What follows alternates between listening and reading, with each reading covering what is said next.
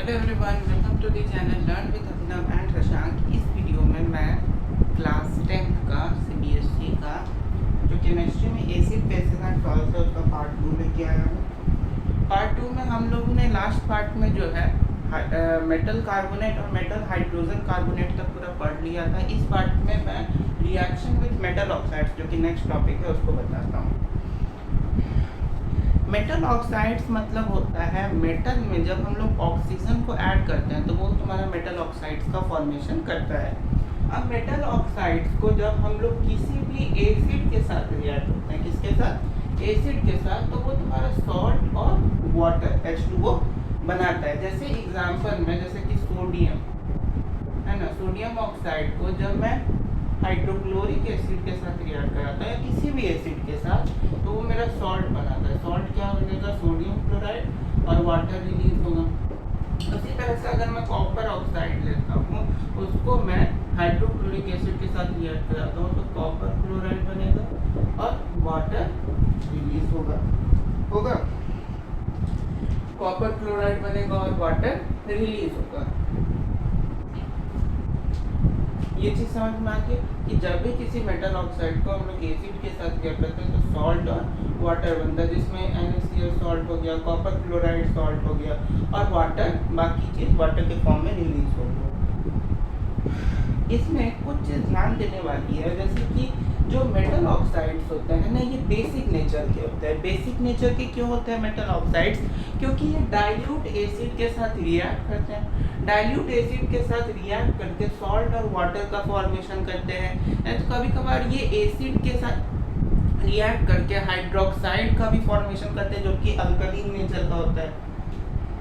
तो इनको जो है बेसिक नेचर में क्यों कैटेगराइज किया गया? क्योंकि ये जो है डाइल्यूट एसिड के साथ रिएक्ट करते हैं सॉल्ट और वाटर को प्रोड्यूस करने के लिए।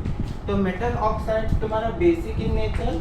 नॉन मेटेलिक ऑक्साइड्स जो होता है वो एसिडिक नेचर का होता है। नॉन मेटेलिक ऑक्साइड किस नेचर का होता है? एसिडिक नेचर का। इसका बात हम लोग आगे और करेंगे। एक चीज याद रखना, ये तीन पॉइंट थोड़ा इंपॉर्टेंट है, इसको याद रखिएगा। ये 3 पॉइंट कि जो कार्बन डाइऑक्साइड गैस होता है उसको हम लोग जैसे कहीं आग अगर लगती है ना, तो फायर एक्सटिंग्विशर में, किसमें? फायर एक्सटिंग्विशर में हम लोग CO2 का यूज करते हैं। क्यों? क्योंकि जो फायर एक्सटिंग्विशर में जानते होंगे कि आग जो जलती है उसके लिए 3 चीज जरूरी होता है, ऑक्सीजन जिसमें से एक है। तो कार्बन डाइऑक्साइड क्या करता है कि ऑक्सीजन का जो सप्लाई होता है उसको कट कर देता है। कार्बन डाइऑक्साइड क्या करता है? ऑक्सीजन के सप्लाई को कट कर देता है, जिसके कारण जो फायर है वो पूरी तरह से खत्म हो जाती है, आग खत्म हो जाती है। ये बात समझ में है? तो CO2 का यूज फायर एक्सटिंग्विशर में क्यों किया जाता है? Because it cuts the supply of oxygen in fire. चौथा है कि acids are never stored in metal container. अब देखे होंगे कि जैसे कहीं लैब में भी एसिड्स को या तो ग्लास में है ना या किसी सेरेमिक चीज में कंटेन करके रखा जाता है, उनको जो है मेटल कंटेनर में स्टोर नहीं किया जाता है। क्योंकि यहाँ अभी हम लोग पढ़े कि मेटल जो है वो कभी भी किसी भी एसिड के साथ रिएक्ट करेगा तो तुम्हारा सॉल्ट और वाटर बना देगा। तो अगर हम लोग मेटल कंटेनर में एसिड को रखेंगे तो मेटल और एसिड कंबाइन करके सॉल्ट और वाटर बना देगा। इसीलिए हम लोग उसको जो है कभी भी किसी भी मेटल कंटेनर में नहीं रखते, क्योंकि वो इजीली उसको करोड कर देगा।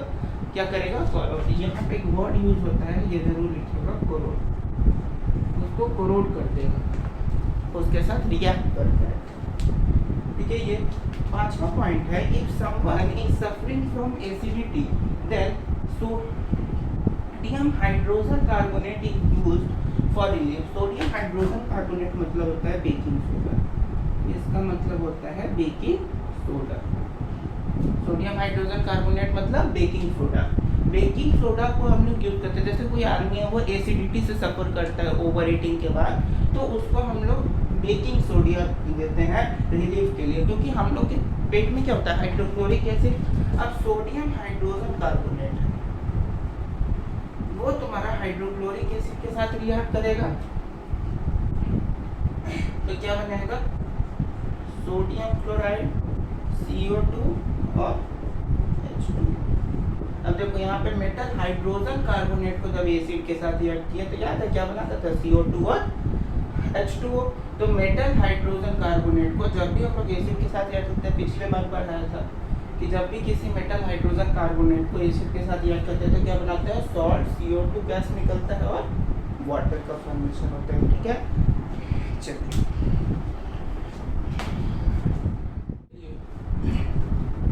तो अब देख लेते हैं एक और चीज।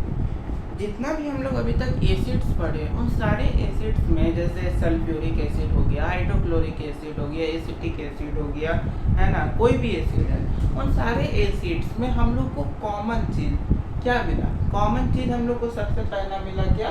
Hydrogen ion. सबसे पहला चीज, जैसे तुम कोई भी एसिड ले लो, जैसे hydrochloric acid, sulphuric acid, acetic acid, इन सब में देखो हाइड्रोजन आयन है। इन सब में क्या है?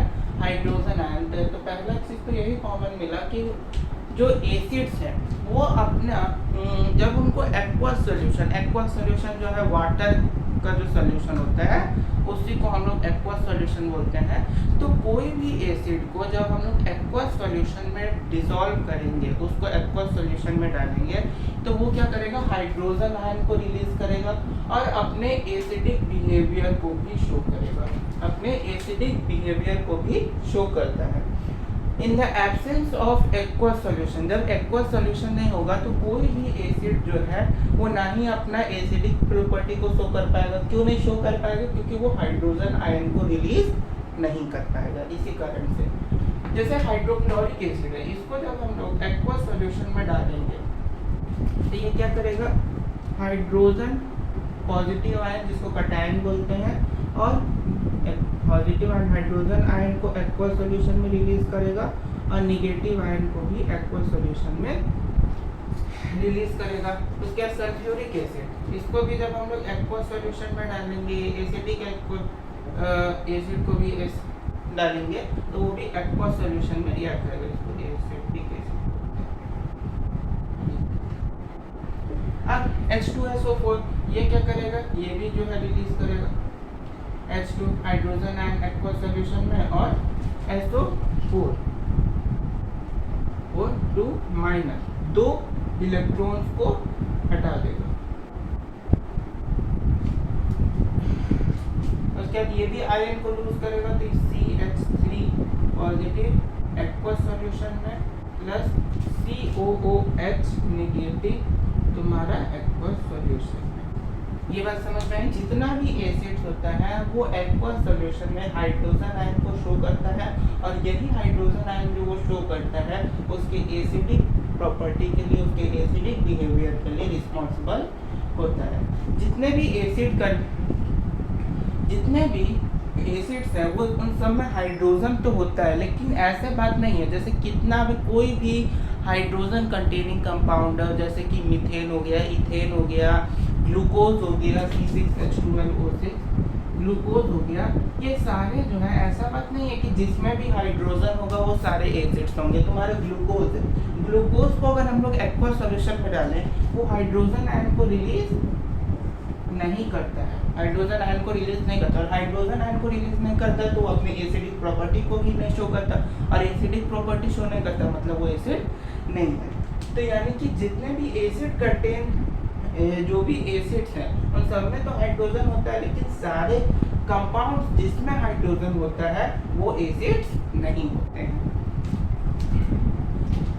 एक्वस सॉल्यूशन जो होता है वाटर का वो इलेक्ट्रिसिटी को भी कंडक्ट करता है। अब कैसे? सोचो, थोड़ा सा सोचो। इलेक्ट्रिसिटी को कंडक्ट करने के लिए किसकी जरूरत पड़ती है? आयंस की। आयंस कितने होते हैं? 2, पॉजिटिव और नेगेटिव। कितने आयंस होते हैं? 2 होते हैं, एक पॉजिटिव होता है एक नेगेटिव होता है। पॉजिटिव वाले को हम लोग कटायन बोलते हैं और नेगेटिव वाले को अनायन। अब एक्वस सॉल्यूशन में कोई भी एसिड जाएगा तो वो एक अपना पॉजिटिव ग्रुप यानी कटायन और नेगेटिव यानी अनायन दोनों को शो करेगा और दोनों चार्जेस जब होंगे पॉजिटिव और नेगेटिव तो इलेक्ट्रिसिटी कंडक्ट होगा, बिल्कुल होगा। इस वही चीज यहाँ लिखा है कि aqueous solution of N acid conducts electricity. उसके बाद है थर्ड में कि डिस्टिल्ड वाटर में इलेक्ट्रिसिटी नहीं होता है लेकिन रेन वाटर में होता है। क्यों? देखो डिस्टिल्ड वाटर जो होता है उसमें आयंस प्रेजेंट नहीं होते हैं। डिस्टिल्ड वाटर में आयंस प्रेजेंट नहीं होते। क्यों नहीं प्रेजेंट होते? क्योंकि डिस्टिल्ड वाटर मतलब क्या, केवल H2O, केवल डिस्टिल्ड वाटर, केवल पानी है, उसमें कुछ है या नहीं है, तो वो कहाँ से होगा? उसमें आयंस प्रेजेंट नहीं होते। लेकिन फिर सवाल उठता है भाई कि रेन वाटर में कहाँ से होते हैं? देखो, रेन वाटर जो होता है, जैसे बारिश जब होती है तो हम लोग का जो इन्वायरमेंट है उसमें कार्बन डाइऑक्साइड प्रेजेंट है। उसमें क्या प्रेजेंट है? Carbon dioxide. तो जब भी रेन वाटर जो H2O है वो कार्बन डाइऑक्साइड के साथ रिएक्ट करता है तो क्या बना देता है? Carbonic acid, H2CO3।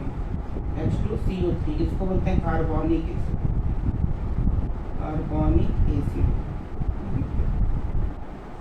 तो वो जब भी जो है रेन वाटर कार्बन डाइऑक्साइड के साथ रिएक्ट करता है तो कार्बोनिक एसिड का फॉर्मेशन करता है, और जैसे ही कार्बोनिक एसिड का फॉर्मेशन किया तो उसमें चार्जेस आ जाते हैं। कार्बोनिक एसिड में तुम्हारा हाइड्रोजन जो है वो पॉजिटिव चार्ज और CO3 कार्बोनेट तुम्हारा निगेटिव चार्ज को शो करता है। फिर से दो आयंस आ गए, और जहाँ पे आयंस आएंगे वहाँ पे इलेक्ट्रिसिटी कंडक्ट होगा। समझ में आया?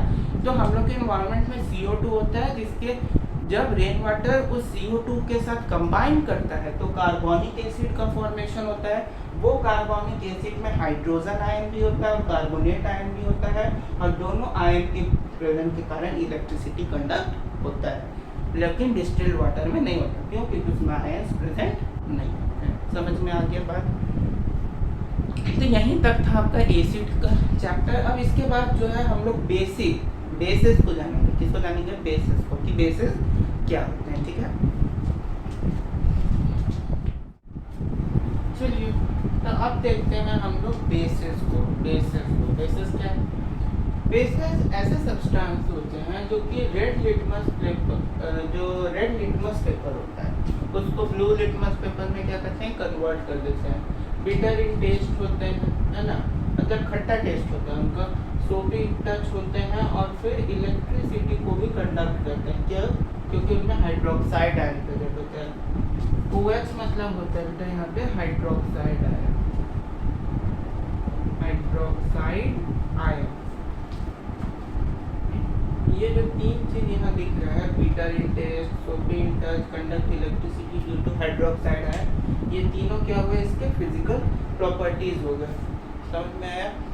मतलब बेसिस क्या होता है? जो कि रेड लिटमस पेपर को ब्लू में कन्वर्ट कर दे, जो कि हाइड्रोक्साइड आयन को प्रोड्यूस करे, है ना, एक्वस सॉल्यूशन में हाइड्रोक्साइड आयन को प्रोड्यूस करे, है ना। जब उनको हम लोग टच करते हैं, जब छूते हैं तो वो सोपी होते हैं, यानी साबुन देखते हो, साबुन की तरह सोपी इन टच होते हैं, टेस्ट उनका खट्टा होता है। समझ में आया? उसके बाद ये जो बेसिस होता है ना, ये दो तरह के होते हैं। एक होता है स्ट्रॉन्ग बेस, एक होता है वीक बेस। स्ट्रॉन्ग बेसिस ऐसे बेस होते हैं जो कि वाटर में एक्वस सॉल्यूशन में कम्प्लीटली आयोनाइज हो जाते हैं, यानी कम्प्लीटली आयोनाइज हाइड्रोक्साइड आयन, जो हाइड्रोक्साइड आयन होता है वो कम्प्लीटली क्या होता है? आयोनाइज हो जाता है वाटर में। समझ में आया? अच्छा, उसके बाद है तुम्हारा वीक बेस। वीक बेस क्या होता है? जो कि कम्प्लीटली आयोनाइज ना हो, है ना। स्ट्रॉन्ग बेस तुम्हारा कम्प्लीटली वाटर में आयोनाइज हो जाता है, यानी कम्प्लीटली वाटर में घुल जाता है। लेकिन जो वीक बेस होता है वो कम्प्लीटली वाटर में नहीं घुलता, मतलब कम्प्लीटली वाटर में आयोनाइज तुम्हारा नहीं होता है। समझ में आया? उसके बाद उसका दो एग्जाम्पल देखते हैं बेसिस में, जैसे पोटेशियम हाइड्रोक्साइड, सोडियम हाइड्रोक्साइड, है ना। अब पोटेशियम हाइड्रोक्साइड को तुमको देखो, पोटेशियम हाइड्रोक्साइड को जब एक्वस सॉल्यूशन में डालेंगे तो क्या होगा? K प्लस एक्वस सॉल्यूशन में, और OH minus, OH negative ion आएगा एक्वस सॉल्यूशन में। उसके बाद NaOH को करेंगे तो Na प्लस एक्वस सॉल्यूशन में, और OH माइनस एक्वस सॉल्यूशन में। बस वीक बेस का एग्जांपल देखें तो calcium hydroxide, magnesium hydroxide, ammonium hydroxide भी होता है। ठीक है, कि वीक बेस पहचानने के तरीका यही है, OH2 जिसके भी लास्ट में देखो OH2 वो क्या है, वीक बेस है। समझ में आया। उसके बाद जो बेसेस होते हैं ना उनकी दो ही केवल केमिकल प्रॉपर्टीज होती है। एक होता है तुम्हारा मेटल के साथ जब रिएक्ट करता है, मेटल के साथ जब बेस रिएक्ट करता है तब तुम्हारा सॉल्ट बनाता है और इसमें कौन सा गैस निकलता है, हाइड्रोजन गैस जो है वो निकलता है। कौन सा गैस निकलता है, हाइड्रोजन गैस। समझ में आया। एग्जाम्पल के लिए जैसे अगर हम लोग जिंक को अगर हम लोग सोडियम हाइड्रोक्साइड के साथ रिएक्ट करते हैं, जिंक को सोडियम हाइड्रोक्साइड के साथ रिएक्ट करते हैं तो क्या बनता है,